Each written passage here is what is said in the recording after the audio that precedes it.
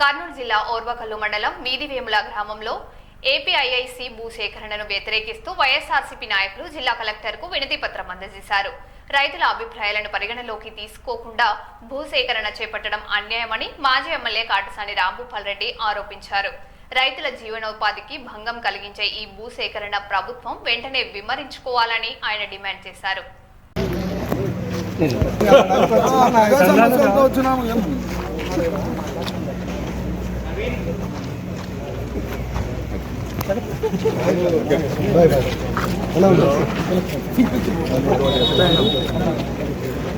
నరాలలో కూడా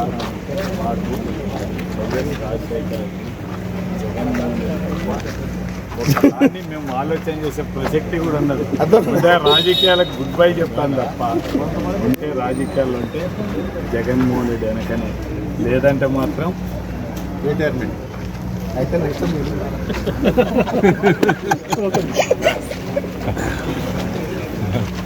రండి.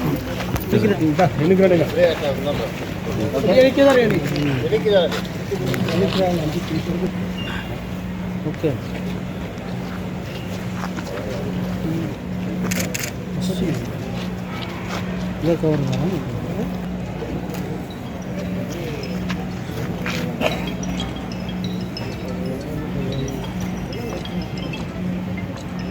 దగ్గరికి రావడం జరిగింది.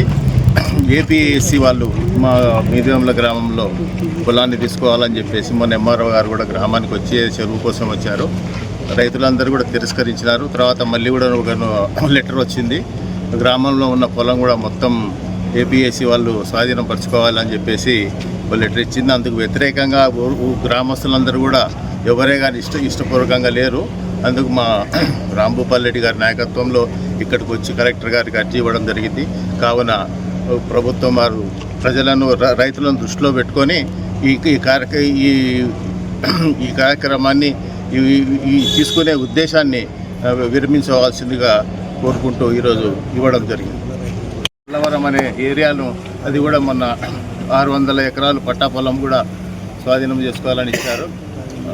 అది మీదేముల గ్రామస్తులకు చెందుతుంది కాబట్టి మొన్న కూడా కలెక్టర్ గారు కూడా ఇచ్చాము. కాబట్టి దీన్ని ప్రభుత్వం వారు దృష్టిలో పెట్టుకొని రైతులను కూడా బ్రతకాలనే ఆలోచన ప్రభుత్వానికి లేదు. కాబట్టి ఈ దుశ్చర్యకు పాల్పడుతున్నారు. కాబట్టి దయవుంచి మా పైన గ్రామస్తుల పైన రైతుల పైన కూడా దయవుంచి ఈ కార్యక్రమాన్ని రద్దుపరచవలసిందిగా కోరుకుంటూ రావడం జరిగింది. మా వీధివేముల ప్రభాకర్ రెడ్డి గారు, వీధివేముల గ్రామ రైతులు మొత్తం అందరూ కూడా ఈరోజు జిల్లా కలెక్టర్ గారి దగ్గరికి గ్రీవెన్స్ సెల్లో ఈరోజు అర్జీ ఇవ్వాలనే ఉద్దేశంతోనే రావడం జరిగింది. గత కొన్ని సంవత్సరాల నుంచి కూడా ఓర్వకల్లు మండలానికి సంబంధించి చాలా గ్రామాల వరకు కూడా భూములు ఇండస్ట్రీల కోసం తీసుకోవడం జరిగింది.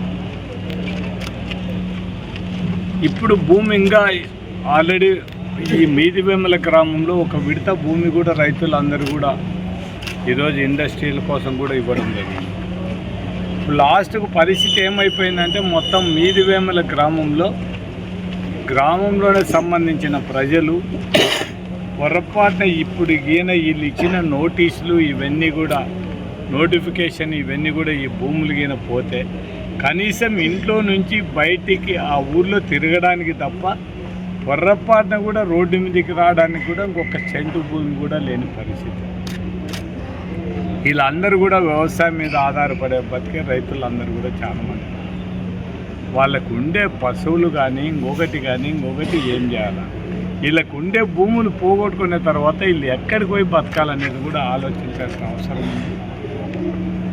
ఆ గ్రామానికి సంబంధించిన వరకు ఇచ్చిన కాడికి భూములు కొన్ని ఇవ్వడం జరిగింది. ఇంకా ఫర్దర్గా ఆ గ్రామస్తులందరూ కూడా నిర్ణయించుకోవడం జరిగింది.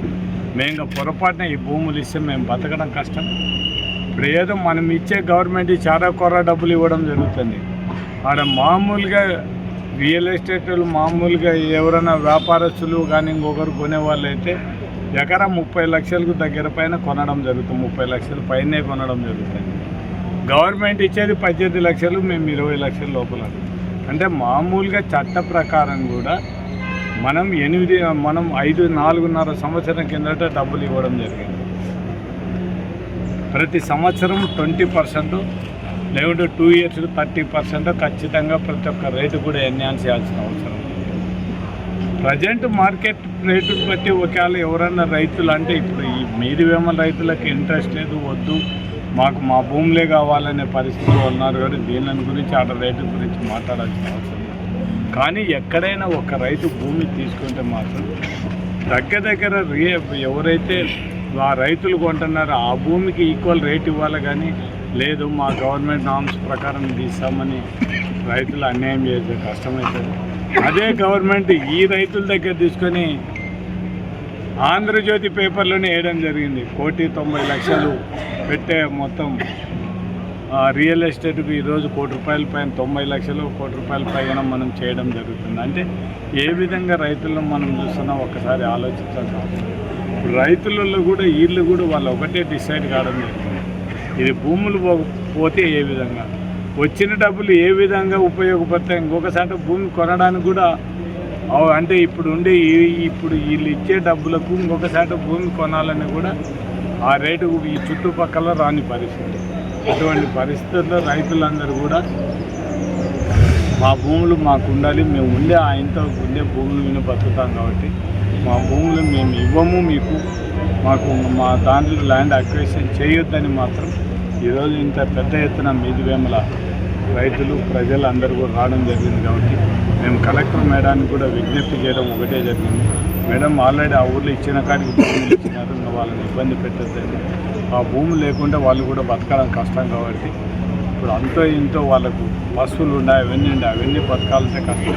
పొరపాటున మీకు ఇస్తే మీరు కనీసం వాళ్ళ పశువులను కూడా ఎంటర్ కానీ అప్పుడు పరిస్థితి ఎన్నింగ్ వాళ్ళు ఏం చేయాలని ఇక్కడ నుంచి ఆ ఊళ్ళో ఉన్నది కూడా వేస్ట్ అవుతుంది. కాబట్టి ఆ భూములు మేము ఎటువంటి పరిస్థితుల్లో వాళ్ళు ఇవ్వమని తీర్మానించుకున్నారు. కాబట్టి గ్రామ ప్రజలందరూ కూడా దాన్ని నోటిఫికేషన్ విత్డ్రా చేసుకోమని కలెక్టర్ గారికి చెప్పడం జరిగింది. దీంతో పాటు కూడా ఇసుక విషయం కూడా కలెక్టర్ గారి దృష్టికి తీసుకుపోవడం జరిగింది. కేవలం కొంతమంది టిప్పర్లు పెట్టి వాళ్ళ పేర్లు వేసుకొని టిప్పర్లు ఇసుక తోలే పరిస్థితి కూడా దానికి స్వస్తి పలకాలని చెప్పడం జరుగుతుంది. ఎవరైనా కానీ ఇండ్లు కట్టుకునేవాడు నేను ఇసుక తెచ్చుకోవాలనుకుంటే మాత్రం ఖచ్చితంగా బీచ్ దగ్గరికి పోతే మాత్రం వాళ్ళకి ఫ్రీగా మనం ఇసుక ఇవ్వాల్సిన పరిస్థితి ఉంది. దాంతోపాటు లోడింగ్ ఒకదానికి డబ్బులు తీసుకోవాల్సిందే తప్ప ఇంకా కొనగదానికి ఏం లేదు. ఒకవేళ రాయల్టీ మీరు ఇప్పుడు ఇసుక ఫ్రీ అని మళ్ళీ రాయల్టీ పెట్టాలనుకుంటే ఆ రాయల్టీ కూడా కట్టడానికి ఏమి ఇబ్బంది ఏం లేదు. కానీ అటువంటిది ఏదో కొంతమంది మాత్రం చేతుల్లోనే ఉండి వాళ్ళతోనే దూలాలనేది దానికి స్వస్తి పలకమని చెప్పడం జరిగింది. దాంతోపాటు ఒకవేళ పొరపాటున ఎవరైనా ధైర్యం చేసి తీసుకొని వచ్చినా కూడా పోలీసులు కూడా వాంటెడ్గా వాళ్ళను హరాస్మెంట్ చేసే పరిస్థితి ఉంటుంది. ఎవరో వీళ్ళు చెప్తానే పోయి పట్టుకొని వచ్చి ఒకవేళ వాళ్ళకి పేపర్ ఉన్నాయి ఏమున్నాయి కూడా లాస్ట్కి ఏం దొరకకపోతే ఓవర్లోడ్ కింద ఖచ్చితంగా ఓవర్లోడ్ ఉందని చెప్పి బెదిరించి వాళ్ళని మాత్రం మళ్ళీ రెండోసారి అక్కడ రాకుండా చేసే పరిస్థితి ఉంది. ఇవన్నీ కూడా అధికారులు ఒక్కసారి ఆలోచించేది. ఎవరికి అధికారం శాశ్వతం కాదు అని ఒక్కసారి తెలుసుకోండి. మేమందరం కూడా మా జగనన్న మొత్తం అంతా కూడా పేద ప్రజల కోసం పనిచేయడం జరిగింది. మీరు అది పనిచేయండి కానీ మీ జోయిలలో నింపుకోవడానికి ఓటు మాత్రం చేయొద్దండి. అధికారులను కూడా చెప్తున్నాం, మీ ధర్మాన్ని మీరు నెరవేర్చండి. మాత్రం ఇటువంటి వాళ్లకు సపోర్ట్ చేయొద్దని మాత్రం విజ్ఞప్తి చేస్తున్నాం. మీది వేమల రైతులు ఇంత పెద్ద ఎత్తున ఒక ఊళ్ళో రైతులు ఇట్లా కది వచ్చినారంటే మాత్రం వాళ్ళ ఆవేదన వాళ్ళకు ఉండే బాధను అర్థం చేసుకొని ఖచ్చితంగా ఆ భూములు తీసుకోకుండా ఆ నోటిఫికేషన్ రద్దు చేయాలని కోరడం జరిగింది.